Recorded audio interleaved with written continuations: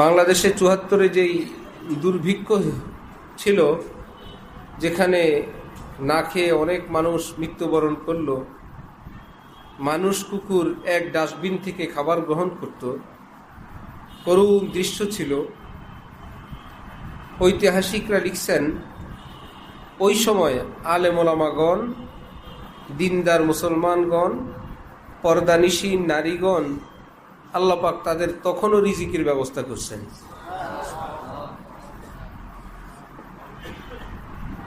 এত দুর্ভিক্ষের গল্প শুনো, কোন আলেমের কথা শুনছ?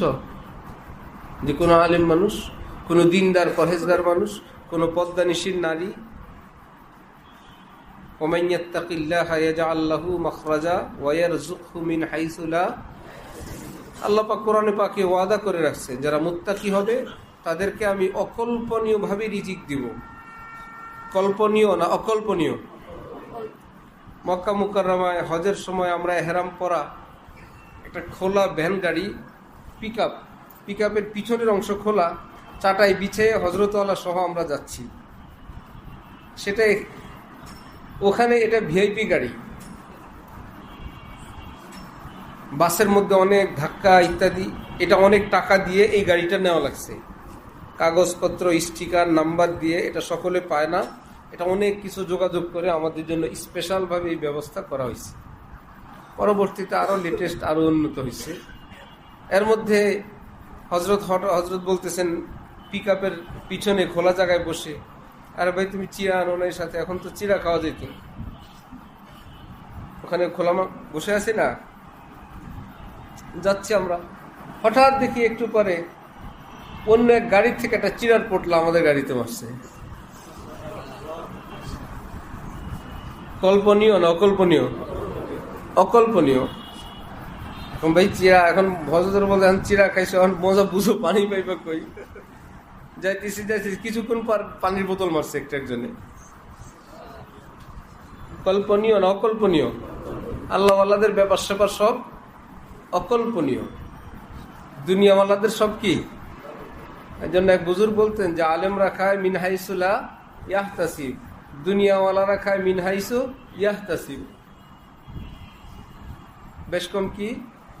দুনিয়াওয়ালারা আঙ্গুর খাবে, বাচ্চারা আঙ্গুর খেতে চায়, তো বাসায় আলোচনা হয়, ঠিক আছে বৃহস্পতিবার আঙ্গুর আনবো, 1 তারিখে স্যালারি পেলে তারপরে আঙ্গুর নিয়ে আসবো, 1 তারিখে ফল কিনবে, অমুক দিন ফল কিনবে। যেদিন যেটা খাবে নিজেরা প্ল্যান প্রোগ্রাম করে দিন তারিখ দিয়ে সেদিন সেটা সংগ্রহ করার চেষ্টা করে। আল্লাহ পাক তৌফিক দেন তো খায় সেটা। কিন্তু আলেমী দ্বীনের বাসায় কি তারিখ দিয়ে আঙ্গুর খাওয়া লাগে? কোত্থেকে আঙ্গুর নিয়ে আসছে? মিন হাইসু লা ইয়াহতাসিব। কল্পনাও করে নাই। ওই বেটা তো সারা মাস কল্পনা করছে, মাসের শেষে আঙ্গুর খাবে, 30 তারিখে খাবে, 1 তারিখে খাবে, শুক্রবারে খাবে। ভারতের ওই বুজুর্গের কথা, মজজুব মুয়াজ্জিন সাহেবের কাছে গিয়ে আশ্রয় নিলেন। রাত গভীর, মুয়াজ্জিন সাহেব যা ছিল সাধারণ খাবার পেশ করলে মজজুব মুসাফির বলতেছে, আমি মোরগ পোলাও ছাড়া খাই না। থাকতে দিছে সেটাই বেশি, সে আবার কি খায়? মুয়াজ্জিন বলল, সরি আমার তো মোরগ পোলাও নাই। মেহমান বলতেছে, না থাকলে নাই, আমি মোরগ পোলাও ছাড়া খাই না। শুয়ে আছেন, বেশ কিছুক্ষণ পর রাত গভীর, কে এসে জানি দরজায় খটখট করতেছে। মুয়াজ্জিন সাহেব দরজা খুলে দেখেন একজন মহিলা মোরগ পোলাও নিয়ে আসছে। কি ব্যাপার?